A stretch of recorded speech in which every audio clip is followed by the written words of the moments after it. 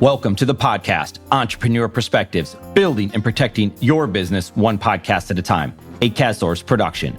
In this episode, we discuss the Celiac Project, creating a community, and why podcasting matters. This episode is brought to you by the CastSource brand Podcast. Podcast is your podcast production team. You know how many business leaders need help communicating their story through audio? That's what we do. Podcast strategy, creation, and distribution for business leaders. This provides opportunities, relationships, and a platform for you and your business. Why do we do this? Because at Podcast, we exist to help you create and share amazing content through podcasts. Learn more by visiting podcast.com.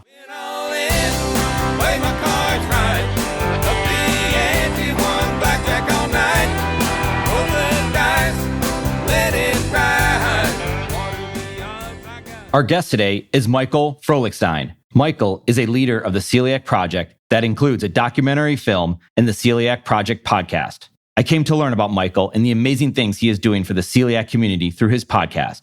My wife had been diagnosed with celiacs, and in an effort to learn more about it, I sought out content, and Mike's podcast has been incredibly helpful in many ways we discuss in this conversation.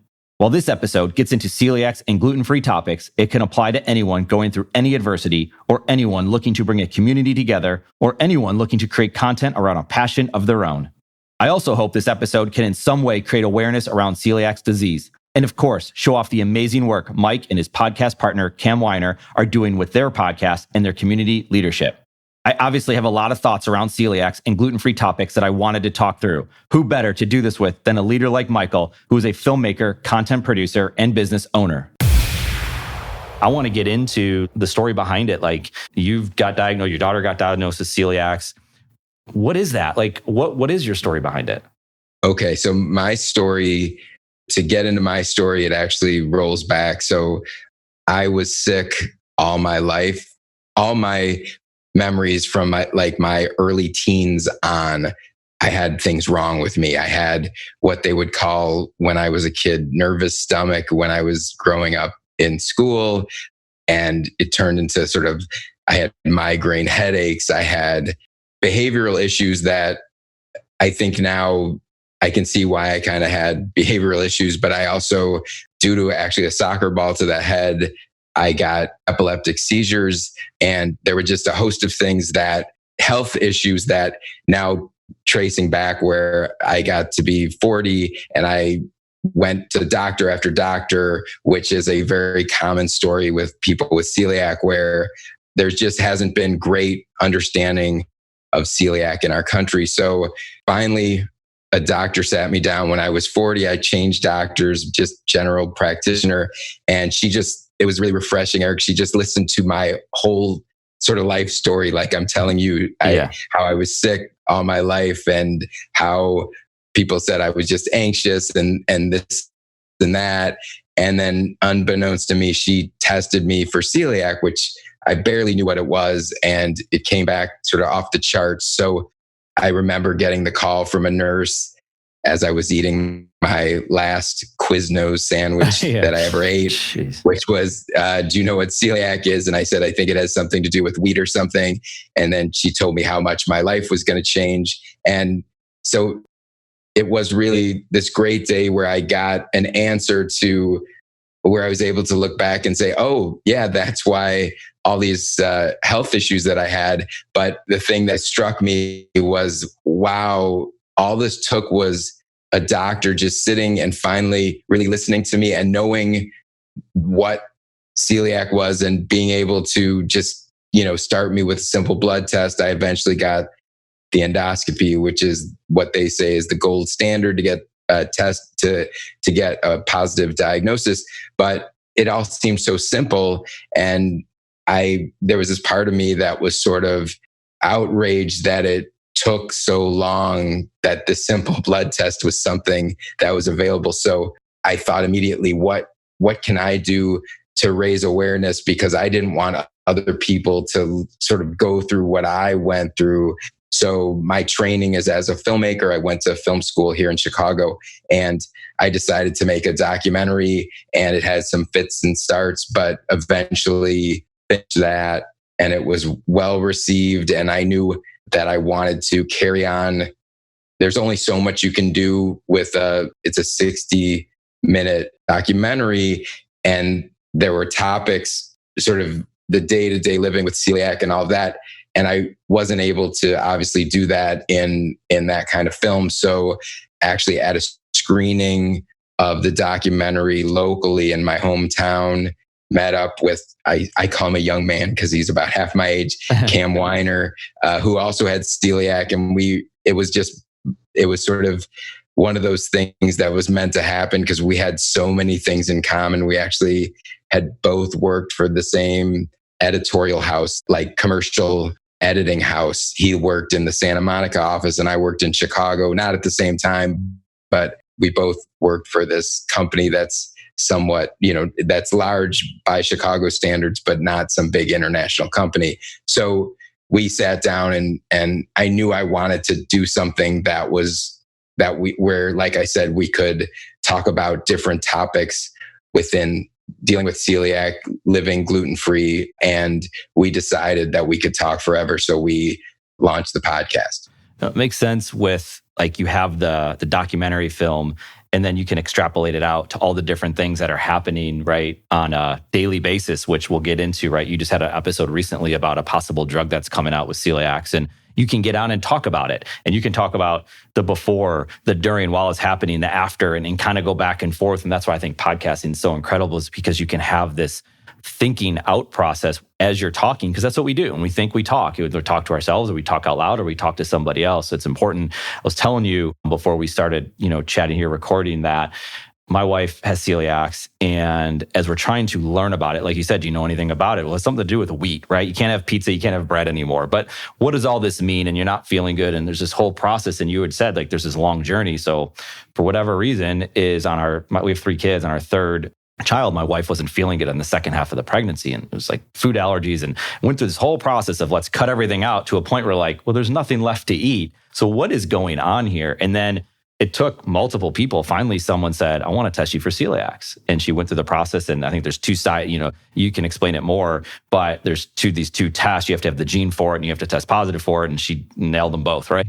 So trying to learn about it, she's sharing a lot of information with me about what to read, what to learn. And so I'm doing that. But I like to read, I like to learn, I like to pay attention, but I want to what can I find that helps me truly understand what's going on? And I love podcasts, for example, and I'm driving around. I'm like, well, on this drive, I'm going to find podcasts about celiacs, about being gluten-free. And I found a bunch, and for whatever reason, I come to your podcast with you and Cam, and I'm like, yes, this is what I needed. And, we've listened together, but I more than her listen to it. She doesn't listen to a lot of podcasts.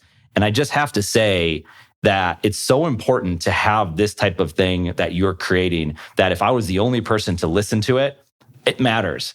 It matters so much to have this type of stuff. And I think it's an encouragement to anybody that's got some sort of background and understanding that wants to share their story. They should share it, because there's people like me out there, there's people like you out there that want to hear what it is that we're talking about. And that's why it was so important to say, I reached out to you, I think on LinkedIn, and there was a mutual interest to say, hey, let's chat. If nothing else, I just want to talk to you. And it's actually really cool too, because I've heard you on a podcast before, and I get to see you through video and hear your voice talking to me, because I've heard your voice. And it's just, I don't know, there's a lot of serendipity to it. Maybe just randomly came across your podcast, and here we are talking about it, because I want to learn more about how I can help my wife, and about what is celiacs and what are the different stories. And like you said, there's this I think it's what the average diagnosis takes 7 years, which is ridiculous. And there's she had, oh, you're lactose intolerant, or you're this, or you're that, or you have a nervous stomach. You hear all these different stories. You're like, and you guys talk to all these people that have all these journeys that somehow, some way, they're all different, but they all relate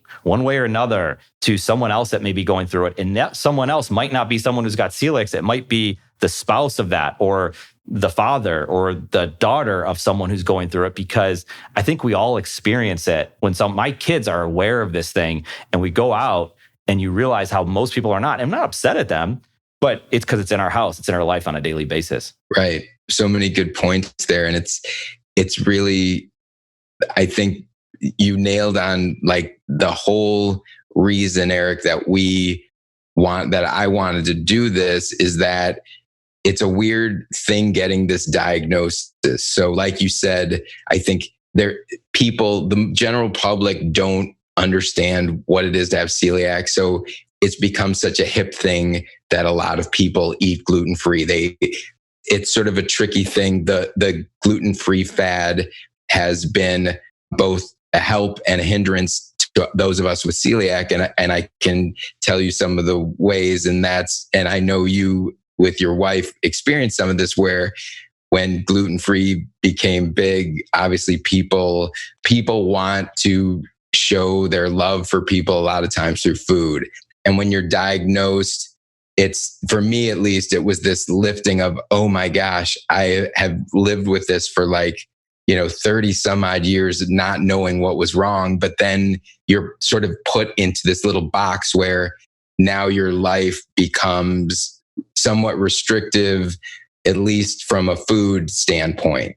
And so I really wanted to create a place where we could sort of vent for people, where we could interact with people, because some of what we want to do is also widen that box. It really is, at least off the bat, it's a really hard sort of diagnose to deal with, in that you feel, oh, well, now here's the reason why I was feeling so crummy, but you can't just go and eat anything and be as social as you'd like to be. So we really set out to kind of be, like I say, a support to the people like yourself who need to understand this, and who like, the response when you reached out to me was so great. And I get a lot of emails from people who say, wow, I'm not the only person dealing with this.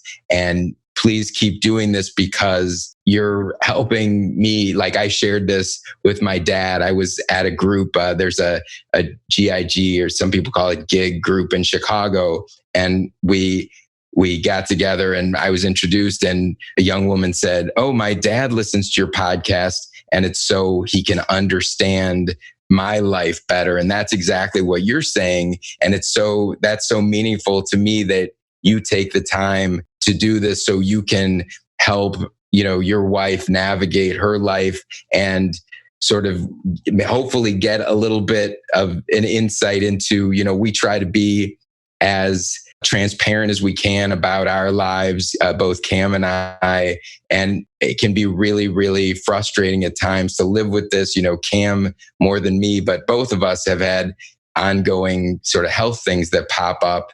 And I think it's related to the celiac. And so we share that, but yeah, it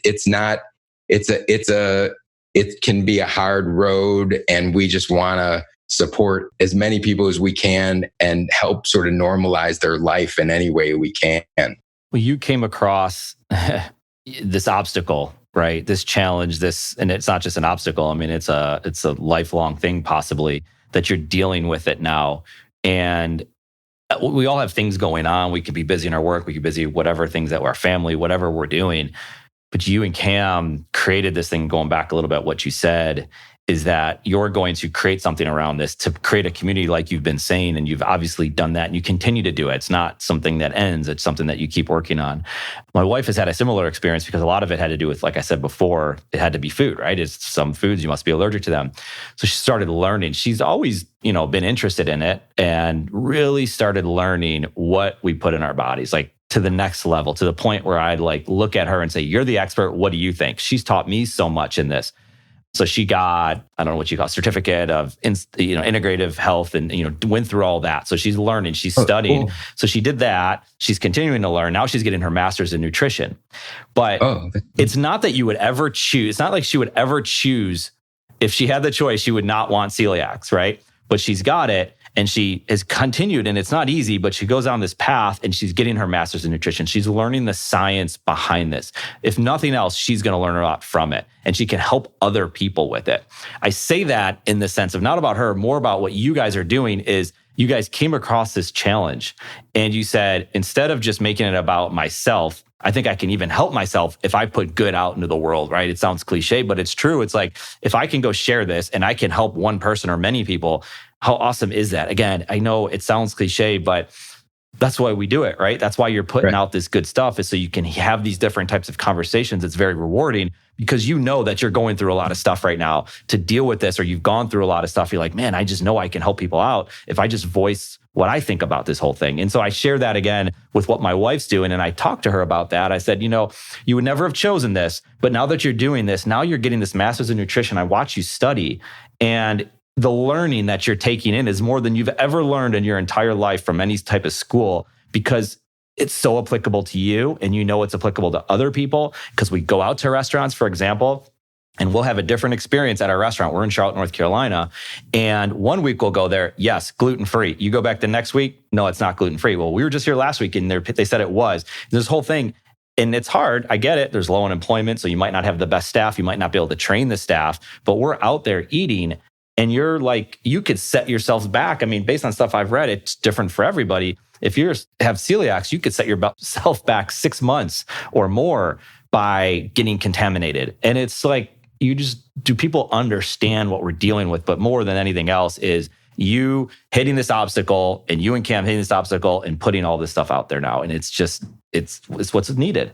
I appreciate that. Yeah. And to your point, it is frustrating because I don't think most people understand that point that you just made, Eric, which is if we get gluten, it's not just, lay down. For some people, it is lay down Sure. for a couple hours. You might get a migraine or stomach ache or something. But, I've seen this more with my daughter than with myself, where she has more neurological issues when she gets gluten, where was what we call it, and where she is sort of off and has this kind of brain fog for weeks at a time. And when, she's 11 years old and in middle school, it's hard for her to deal with. It's hard for us to deal with. But yeah, I agree. I think when I started all of this, I didn't have as much of a plan as just, I want to get content out in the world that is going to be helpful to people, because I know if I'm going through this, it almost starts as an experiment, right? When I decided that I wanted to make a documentary, my first thought was, well, maybe I didn't see documentaries out about celiac disease. And then I looked in my own community. Like, I live in a town, Evanston, Illinois, which is just outside of Chicago. And we have Northwestern University here. But I literally just found a couple people in my town to kind of sit down with and start talking about, and found that their stories were much more dramatic than mine, where they had all these different hospitalizations. And the young woman I talked to, they thought that she was bulimic, and she knew she wasn't. She knew it was something else. And I just saw kind of the other thing that goes with celiac that a lot of people don't understand. I think there was a perception in the 70s, celiac was thought to be a very rare condition. And they didn't even think initially that many Americans had it. But then when they saw that it was happening in America, they associated it with kids who had a failure to thrive, and then they had a distended belly, and it was always children. But what they have since found out is that you can be diagnosed at any age. So something that you and I talked about before I came on, there's a genetic component where there's two different known genes, DQ2 and DQ8, that all celiacs have to have one or both of those genes before they can get celiac. But about 40% of the US population has one or both of those genes. So you could even have it, and they don't know what the trigger is. But you actually mentioned how your wife had been pregnant with your third child, I believe. There's the two genes, and at first you have to have one of the two genes, but there is the trigger to make celiac go live in someone it's unknown, and it's been debated and studied. And some people, I was bringing up your wife and having the third child, because I have heard anecdotally a lot of women after childbirth then get diagnosed. You can debate if childbirth is a traumatic event, but people say, we did a show once on trauma and celiac because they were doing more studies on that. But it's really unknown, because celiac sort of has so many different, they say over 300 known symptoms.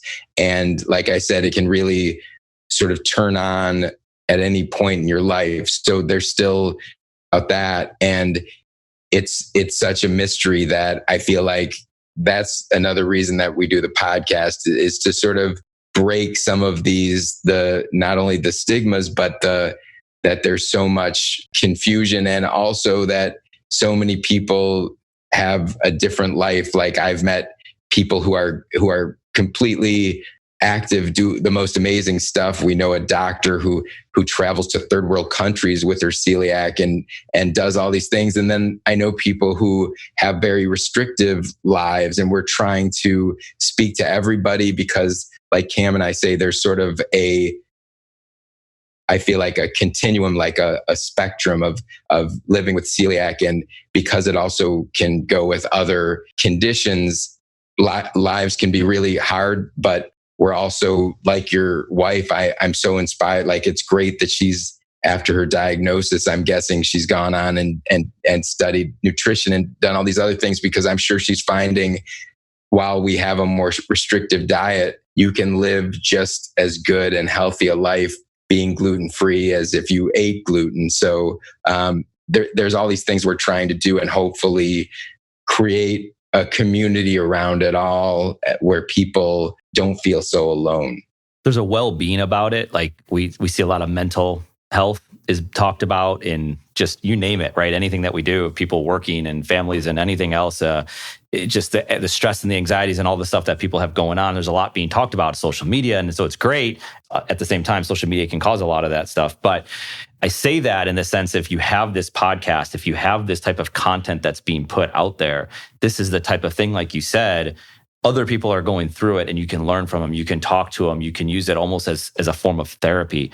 That's what I've done. I remember I had a tough time when, I think it was, our third child, actually, after she was born, she was in the hospital for a week and she's fine. Everything was okay. And then my dog died soon after that. And you're going through a lot in your life. And you start realizing that you have to get outside of your own head. And I think a lot of times people want to do and create something or read or listen. And that's when I started really paying attention to reading more, listening more, doing more things, and not having it be so about me, because you can get lost in it. And I think that's needed. That's why your podcast can exist, to help someone like myself, my wife, or all these other people, or people who just want to learn more about it. And you also, there's a few things you keep saying good stuff that it all relates to it. And one of the things I want to talk to you about is, you said other illnesses. And so celiacs is, I guess you start getting into the autoimmune world, right? And there's so many different levels of that, which is just kind of mind-blowing as you start uncovering, like, wow, there's a lot going on here. So of course, soon after, my wife's in a lot of pain and has to do with celiacs. And it's hard to get certain diagnosis on some of the autoimmune disease that are out there, but fibromyalgia is the one, and chronic fatigue disorder is the one that comes out there. So all of a sudden, now you're dealing with pain management, you're dealing with exhaustion, you're dealing with, I can't eat. And it's like, which one's driving the bus? I don't know. And I don't know if it matters, but it's very complicated. But I've noticed that for a lot of people that have celiacs, they have other things going on. You guys talk about that on your podcast. I know you talk about Camelot, and he's got maybe more severe situation with celiacs, but the different diseases, and obviously fibromyalgia seems to be one of them. You could just do a simple Google search and it just shows up. I mean, that's just without even clicking on any results. You just see that people are dealing with this, and it's not even just celiacs, but it's all intertwined together. Yeah, it's crazy because just listening to you talk, I was like, we have to do more of a show on fibromyalgia at some point, because we've hit on things like, my wife also has Hashimoto's. She doesn't have celiac, but she's gluten-free because of the Hashimoto's, because the doctor suggested that the gluten was creating inflammation. She's also dairy-free. Yeah, like you say, Eric, so many things on the autoimmune spectrum. Once you have one autoimmune disease or condition, you're much more likely to have another. And then some are much more related, like diabetes and celiac, and Hashimoto's and celiac, and like you say, fibromyalgia, and there's many others. So it's a really good point that sometimes getting one diagnosis is like peeling an onion, where you're like, okay, now I got this celiac diagnosis and I went gluten-free, but I don't feel better. Sometimes it's another, sometimes there are other food sensitivities that go with it. And that can be sort of an imperfect science. I've talked to different people. There's, like you said, I think elimination diets, and there is some sort of testing for food sensitivities. But it can be really hard and really isolating dealing with these things because, I still have times where I always say this on the podcast. I meet people and like there's a handful of them that get diagnosed and they're like, oh my God. And after a week of being gluten-free, I was like a new person. But I feel like those people are more the exception than the rule because I'll be at an expo or speaking somewhere and people come up to me and they kind of want to give up on the diet or they're getting frustrated because it's been a year. And I tell them it was between 2 and 3 years before I kind of got to a more normal baseline because my body, my intestines had so much damage that it took time. But it really is like a puzzle, your health. And it can be frustrating, especially, when you think you have the answer, but that there are other issues that, and like you were saying with your wife, it's like, what's driving this train? And it's a hard thing to figure out. And hopefully we can be supportive to people going through that. And another key thing is just, we talk to people a lot and it's so hard sometimes to find the right medical help, the right, people who doctors are just people who've studied medicine. And I went to a doctor for years and years and celiac was in their blind spot. So I never got diagnosed. And my wife has a lot more, I think, frustration about that than I do because I say, well, he never learned about that in med school. But she does have a good point that, well, he never sent you to a specialist who might know more. And so part of what we try to do is have people advocate for themselves. And also you have to realize I would never tell someone, leave your doctor or whatever, but sometimes it becomes clear to people that they're not getting the answers. And, far too often too, Eric, another reason I feel like we had to start a podcast about this is that even the doctors who can diagnose someone properly, we've heard stories about someone getting a letter in the mail, like go to these websites and they'll tell you how to live with celiac, or a phone call or like a quick, we'll just go gluten-free and you'll be fine. And that's, more often than not, that's not the answer. People need real emotional support. They need a lot more in their toolbox to get through their lives with this. And that's, again, hopefully where we're filling some of that need. We're not a substitute for, we say at the beginning of every show, we're not doctors and we're not trying to fill that void, but we're trying to be that emotional support and also trying to lead people to getting good help when they need it and trying to help them uncover where there might be other issues. Yeah, and it exists in a lot of different things. If you're working out and you need inspiration to work out, right? There's plenty of that to go around, but it's all important, right? And I might find someone that helps me and inspires me, and you might find someone different. It's just that in this community, we have something where it's such an unknown, even in the medical community. Like people aren't even paying attention to it. There's fibromyalgia is another one. They're not taking, if you're diagnosed with fibromyalgia, they are not taking fibromyalgia patients at the Cleveland Clinic, just as an example. And I think that's changed because they're like, what do we do with them? We can't throw a drug at it. We can't do I don't know the answer to that. It's very confusing. And I understand it's confusing. It's frustrating, probably not only for the patient, but for the medical professional that's also they want to help. I mean, that's what they're there for. And they're like, there's not a whole lot we can do. So it's confusing, but it's also, you guys are, it's like if someone follows the stock market, let's say, and they're watching the market, they're seeing what's going on, and they maybe have some insight, and no one's ever going to have the exact insight, but you guys are paying attention to the market, maybe it's the drug market or what people are saying or what the news is being reported. The market is everything.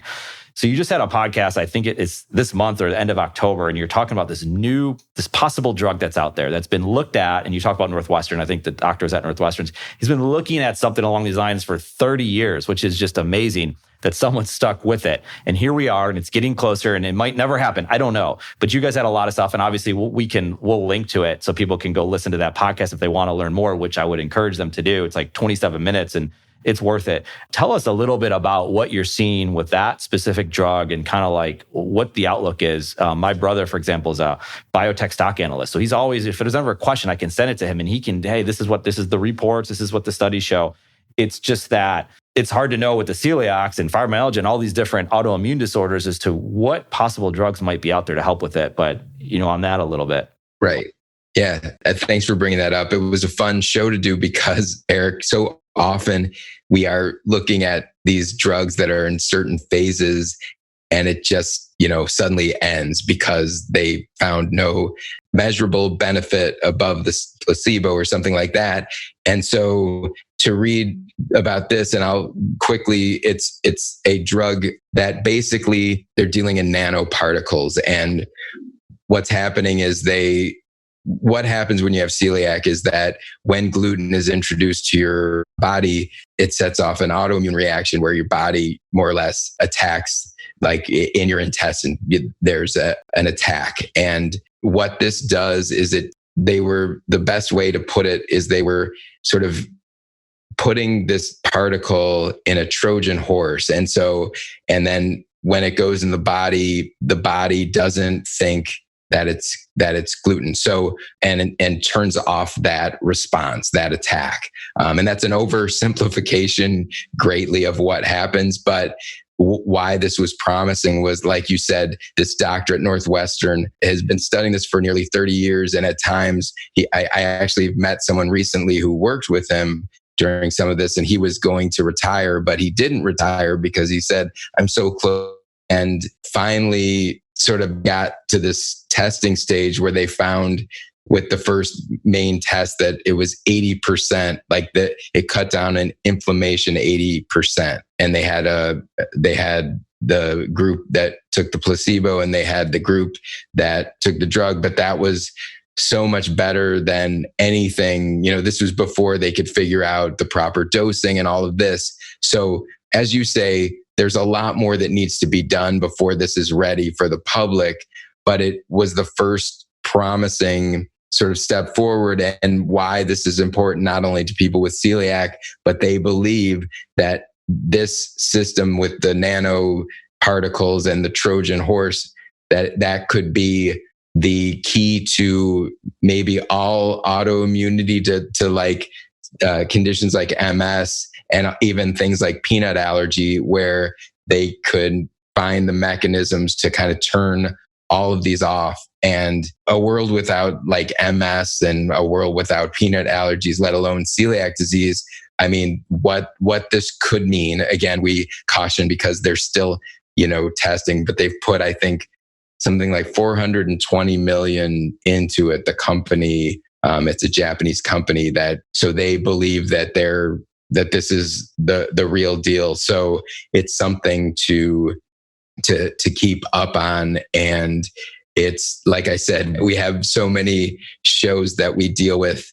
Oh, this is looking promising, but eventually there hasn't been anything that has seemed this as promising as this. And actually, this coming weekend, there's a symposium at the University of Chicago where they're going to be talking about more of the studies and the potential breakthroughs that are going on.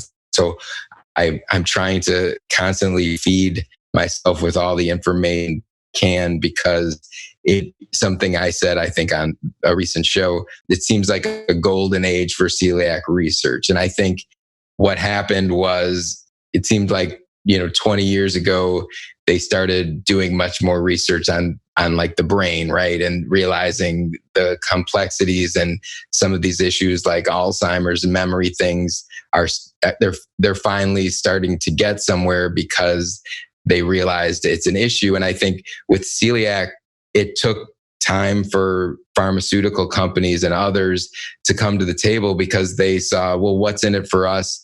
People go gluten-free and their lives get better. But until they saw that there was a need for more than just eating differently, but trying to find the mechanisms for celiac and hopefully a cure, because as there's a great doctor at Mass General, Dr. Fasano. And when I was making the documentary, he sat down with me and he also, and others have talked to me about this, but celiac has the ability to, and why this latest drug that we're talking about, why it's so important that they started with celiac is different than the other autoimmune conditions because they know that gluten is the trigger for making it go live. It is the autoimmune trigger, right? When we eat gluten, our bodies react negatively. So it is celiac disease that a lot of doctors believe will be the way that all autoimmunity is studied and will be eventually, hopefully, the way that some of these breakthroughs are done because the trigger's known, if that makes sense. It does. It does. Yeah. I mean, because you have to start somewhere and you know exactly where it's coming from, like you said, the gluten gets in the way and causes everything to happen. So no, it's important to keep on that market and to also see what's happening with the media, because a lot of people are driven by what's said in the media, as we know. And so they can read an article in the New York Times or some magazine or whatever it is and talking about gluten that could lead to the fad diet and all this thing. Do whatever you want to do, right? If you don't want to eat gluten, don't eat gluten. But there's more to it, I think, is a lot of things that what we're saying. Cross-contamination is a piece that I want to touch on as it relates to that, because you can go to a restaurant and, the fries might be gluten-free, but not if they're cooked with the other fries that aren't gluten-free.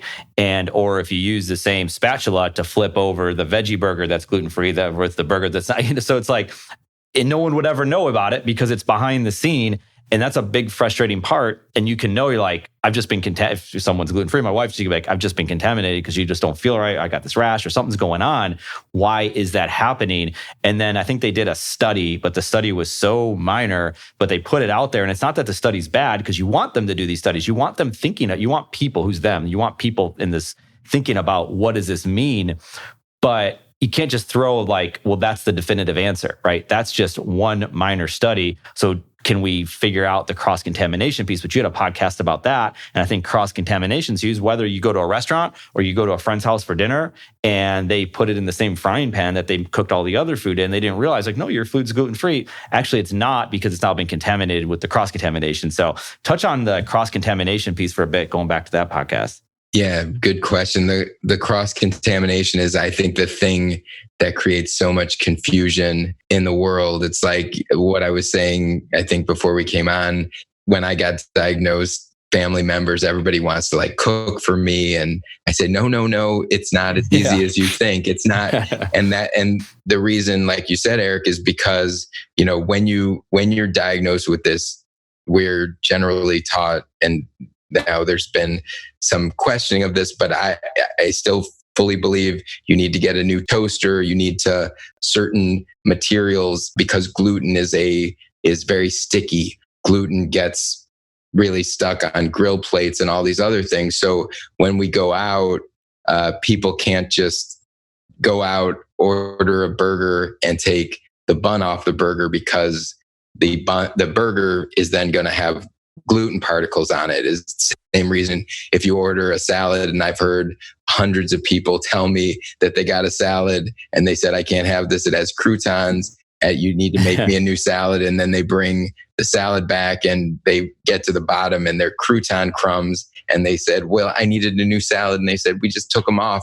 It's frustrating, because unless staff at restaurants, as you were pointing out, are correctly trained about this, it's so amazing that one little crumb of gluten can affect me or your wife or someone with celiac. But and this is another reason that we talk about this stuff, because I think it's unbelievable to most of the world. And I think there also is this confusion that gets created. And I've talked to people who, I've even heard of wait staff being skeptical, because some people go and they say, I am on a strict gluten-free diet, and then they order, and then when the waiter isn't looking, or they think isn't looking, they grab some of the bread from the bread basket. And those things, and I'm not trying to judge people who do that, but it does hurt all of us when people either say they're gluten-free, but they kind of cheat or have cheat days, because when you have celiac, there's no cheating, there's no cheat days. And as you pointed out before, a little bit of gluten can affect you from anywhere from a number of hours to a number of weeks to longer, because you're creating this damage in your small intestine and it can just reverberate. And I've also talked to people who have gotten diagnosed and thought that they could tolerate a little bit of gluten, but once they really got healed up, then they get really sensitive. So that's another thing that happens. Is I have a good friend and she actually can't understand why she's continually getting gluten when she goes to different places. And I think, again, my unmedical opinion, but that it's because she's finally gotten completely gluten-free and is living the gluten-free life. So that's one of those sort of good things. But a downside is that we really, really have to be careful, and it's just so misunderstood. And I went to my sister's and she was introducing us to new people, and someone found out that I had celiac, and my daughter, and they made this like flourless chocolate cake. And I've had more of these kind of experiences than I'd like to, but these people were so nice, and they were meeting me for the first time, and you feel so badly, and you say, I know this is gluten-free, and I know that you made this because you cared, but because I don't know how this was made, I can't eat this. And usually they're cool and they understand, but you still feel sort of like a freak. You feel a little bit like, oh my God, this person thinks I'm being so over the top with this, but it really is how we have to live. And a story that in our town, there's a bread store, and obviously they make their own bread. And they one day put a big sign up that says, we have gluten-free breads and sweet rolls and this kind of thing. And I had just gotten diagnosed, luckily, and a woman heard my wife ordering and kind of took her outside and said, is this for someone who's eating gluten-free, or is this for someone with celiac disease? And she goes, it's for someone with celiac disease. And the woman said, I don't think you should buy this bread here, because you can't really just go to a bakery that happens to make gluten-free bread. You have to go to a dedicated facility, because flour is one of those things, Eric, obviously, as you know, that stays in the air for, they say, up to like 7 days. So there's no way to have a bakery that is going to be safe making gluten-free bread if they're making also gluten-containing breads and things. So it's a lot to like wrap your head around, but at the same time, I feel like it gets a lot easier. At least with us in our town, we found the places that work for us. And now we go to certain restaurants and they just know to bring us free menus, and there's a lot less of hassle. It's funny, we just got back. We brought our daughters for the first time to the West Coast. This wasn't all intentional, and I'm going to do a podcast about it, but we happened to, like I said, not completely intentionally, but we ate at 100% dedicated gluten-free restaurants our whole trip. It just sort of happened where we met up with a couple people and they suggested places. And then we were, there's these great apps now. A friend of mine, Carrie Veach, who's in Vietnam, made a 100% dedicated app. And then there's the Find Me Gluten-Free app, and that's sort of curated by the community. And we use these tools, but San Francisco is a great city for gluten-free, but it's weird because every place we went, we didn't have to ask any questions, if you could imagine that. So our whole trip, which was like 3.5 days, we just went to places and we could order anything because everything was 100% gluten-free. So I realized I have to do a podcast about this, because I've never had a stretch of time where we had to eat out a lot, but it all worked out. There's a few things in there. So one thing is, it goes back to your podcast, and you said, sometimes you feel like a freak because you're like, I'm being crazy about this, but this is my livelihood. I have to feel good tomorrow and the next day and the day after that. And you say, because there's not so many of us, but you're realizing that there are a lot. And that's because your podcast is out there. That's like another reason to say there's other people going through it. And I didn't realize how many people had celiacs. Honestly, I didn't realize how many people were gluten-free because they had to be gluten-free. That's a big component. I just wanted to touch on that topic because you said that and it resonated with me. A couple other things, when you do go to restaurants, I remember at the beginning, this frustrating story, we would order, or I would call in. So I was going to go pick up the food, and I would tell them, don't make it with, say, for example, soy sauce. And like, well, that won't have any taste then. I said, I didn't ask about the taste. my wife has celiacs and can't have the soy sauce that you serve, so she can't have the soy sauce, right? And it was like mind-blowing to them. And I think it relates to the different towns that you're in. We were spending some time a few different summers in Portland, Maine, and I would go there and they would have specific restaurants, like you were just saying, that were the whole restaurant was gluten-free. It was dairy-free. It was like everything that you wanted. My wife can go in there and order anything she wanted, just like everybody else, just like me. And I was like, this food's great. It was really good food and good service and the whole thing. I'm in Charlotte, North Carolina. We go up to the mountains sometimes. So you go to Boone or Asheville. They also have restaurants. We went to some Mexican restaurant. It looked no different than a Mexican restaurant you would go to in Charlotte. And before even asking, they would say, does anyone on your group have celiacs? Because we have gluten-free chips. And you're like, where am I? Why don't we live here? And then you go to California and it's like every other restaurant on the street is completely gluten-free. But I'm in Charlotte and there's a lot happening in Charlotte. There's a lot of growth in Charlotte. You have a lot of people from California and in the New England area that can no doubt make these things happen. And there are some places that are getting better at it, but it's not even close. It's almost to a point where it's very difficult. And I question whether we should even go out to dinner when she's eating, for example, because I don't trust it. I don't trust the process. But some cities are very progressive, and the ones that I just mentioned that are doing a great job, which is the experience that you had with your daughter going to these different restaurants. And it's just complicated. And I don't know how we get there. And it's going to take time, and maybe it'll eventually get here. I don't know. Yeah. I couldn't agree with you more on Portland. My wife and I were at a gluten-free event in Portland, and just went to that brewery, Groundbreaker, which was amazing. And their food was amazing, and it just seemed like they were completely enlightened. And it's too bad. I feel that you're in a place where they don't, and I've heard other people in that area, and I've heard good things, like you said, about Asheville and other parts. So it's strange that each town doesn't have more of a gluten-free hub, so to speak, because like you said, many more people are affected by this, and celiac disease is still something that's woefully underdiagnosed. So it's like 83% undiagnosed, yet they estimate about 1% of the US population has it. And I think those numbers, just Cam and I will speculate, we think those numbers are low. I think more people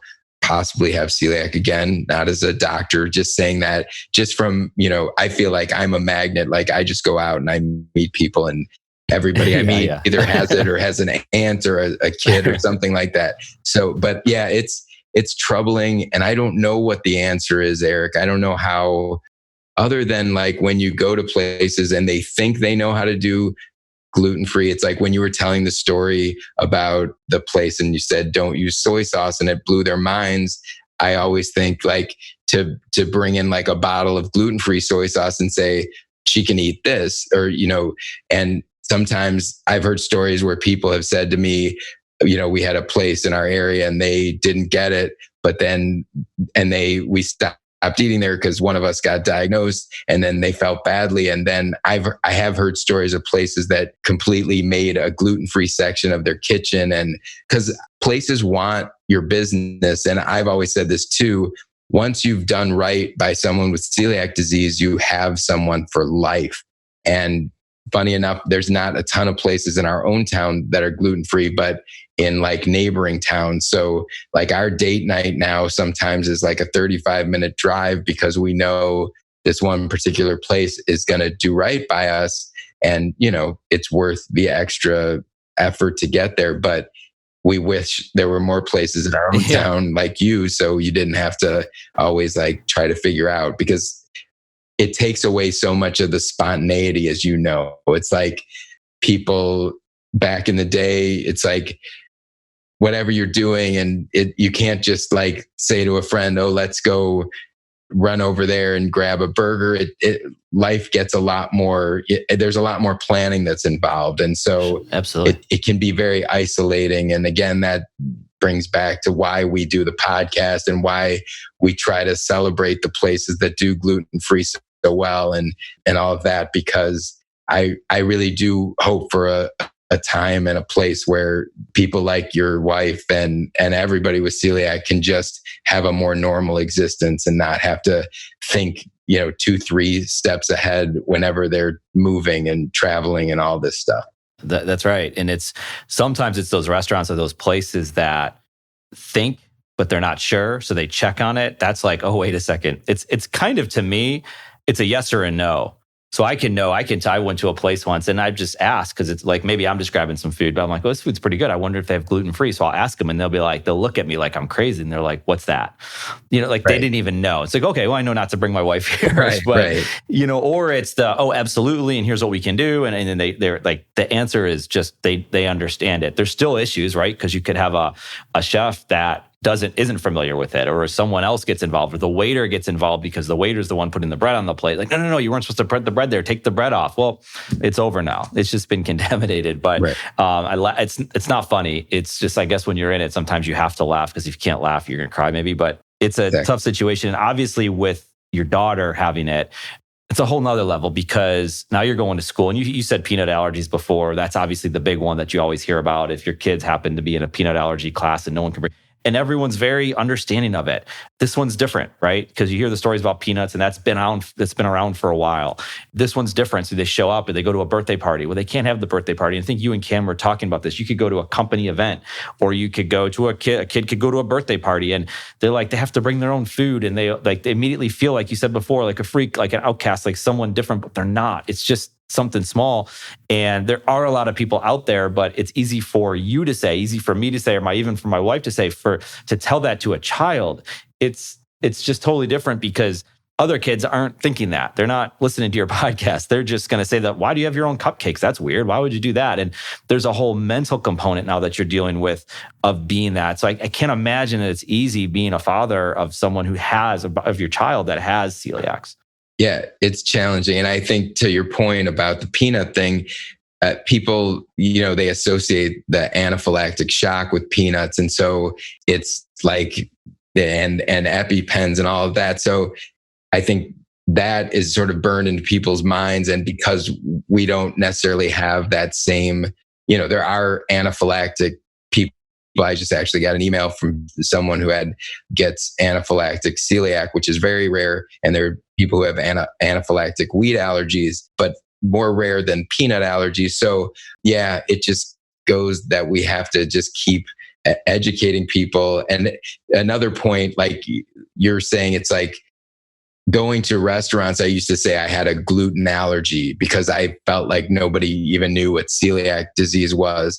And now I like to say celiac first, to see if they're, like you were saying, you go to these restaurants and it's very binary. It's very, black and white about they are either going to get it or they're not. And when I go to a restaurant and when I say celiac and they go, yeah, nope, when they get what celiac is, I know they're going to understand the cross-contamination piece.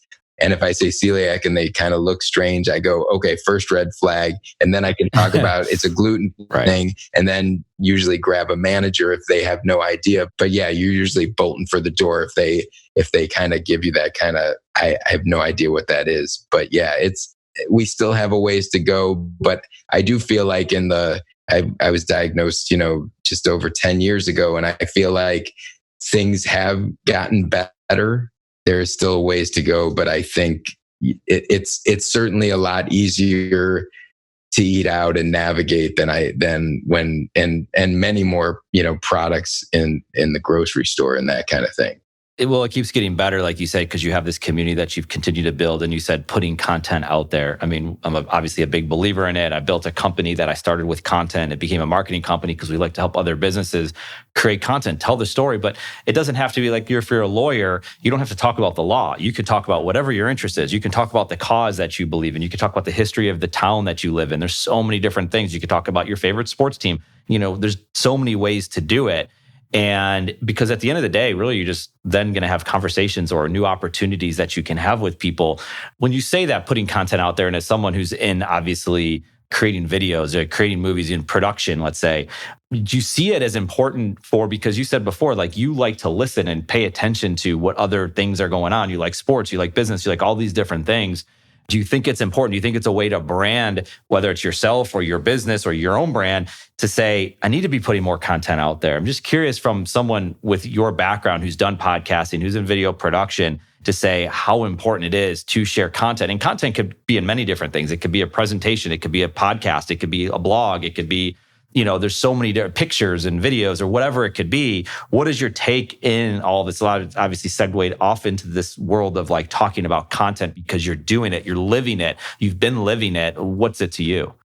Yeah, I think I'm someone who the content is the part of everything that comes easiest for me. Like, I guess I didn't know a lot about podcasts when I first set out, but I didn't listen to a ton of them. And I just thought maybe ignorance was bliss. And I thought, I'll do a podcast. We'll put it out every week and, we'll see where we are in a couple weeks kind of thing. And then I wake up and I've been doing this, like making this podcast for 4 years. And I think a couple things. I think you always, to stay relevant in this world, everybody is competing for the eyes and the ears. And it's important once you put your stake down and say, this is what I'm talking about. I think personally, it's important to keep growing that so that people know that you're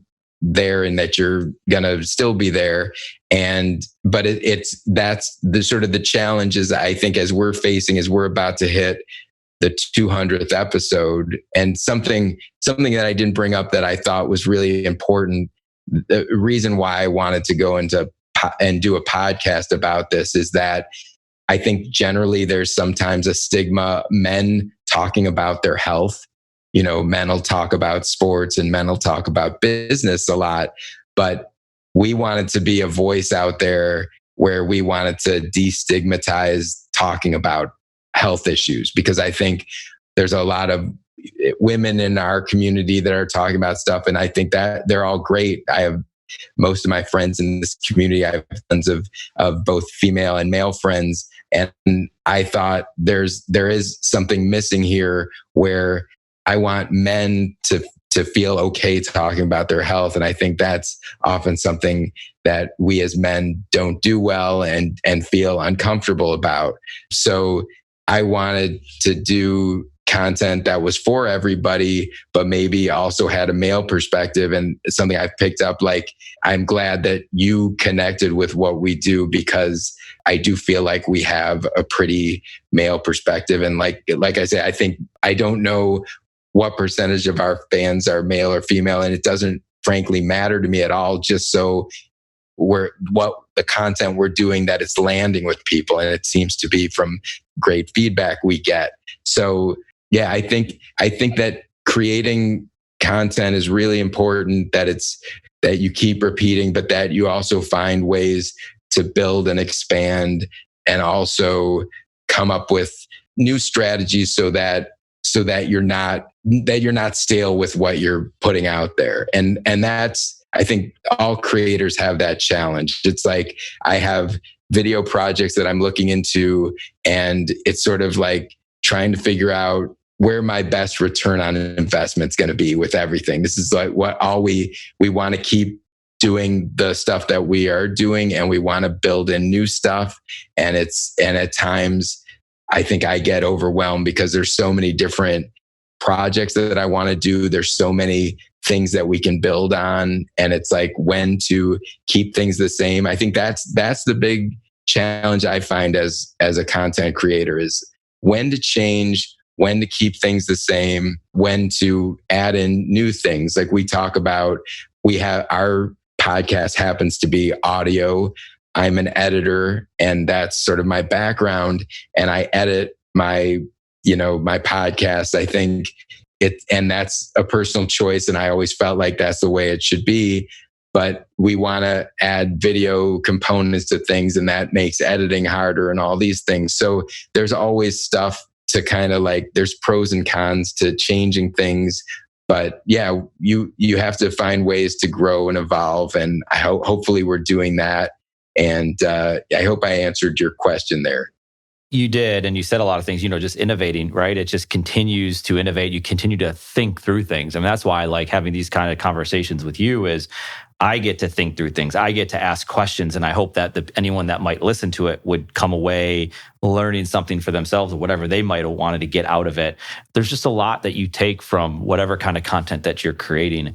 And I think if you have a story to tell, it's a way to put yourself out there and be authentic. Not all content is created equal, of course, and not all of it is authentic, let's be honest. But you have an opportunity, I guess, and we talk a lot about opportunities. Just because the opportunity exists doesn't mean it's going to lead to something, but it's an opportunity nonetheless. And the opportunity could be just to become a better question asker. It could be to learn about a topic that you're very interested in. It could be to get business. It could be to meet amazing people like yourself and what you're doing. And it's just a lot of fun because if you don't have a podcast, we don't have this conversation right now.